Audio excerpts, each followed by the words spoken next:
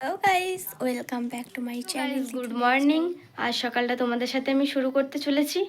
আর এটা তো আমার চ্যানেলের ফার্স্ট লাইফস্টাইল নিয়ে আমার ব্লগ, তো তোমরা দেখতে থাকো ভিডিওতে কি কি হচ্ছে। আমি ভেবেছিলাম আজকে রান্নাটা করব আমি, কিন্তু রান্নাঘরের দিকে যেয়ে দেখছি যে মায়ের হাফ রান্না করা হয়ে গেছে, তো আর একটা তরকারি রান্না করা বাকি আছে, ওটা তাহলে আমিই করে ফেলি।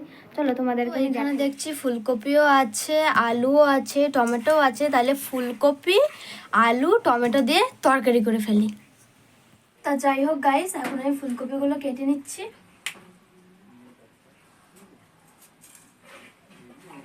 এই দেখো গাইস, আলুগুলোকে আমি কেটে নিয়েছি, টমেটো আমি কেটে নিয়েছি, ভালোভাবে ভেজে নিচ্ছি।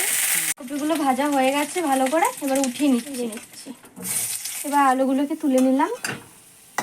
এবারে জিরে ফোড়ন দিলাম, পাতা দিলাম, এইবারে আদা বাটা দিলাম, একটু জিরে গুঁড়ো দিলাম, কুচি দিলাম, ওরে একটু জল দিয়ে নিচ্ছি।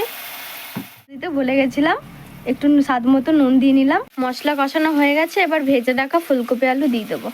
কষানো হয়ে গেছে, এবার জল দিয়ে নেব। তো গাইস, তরকারিটা হয়ে গেছে, এবার নামিয়ে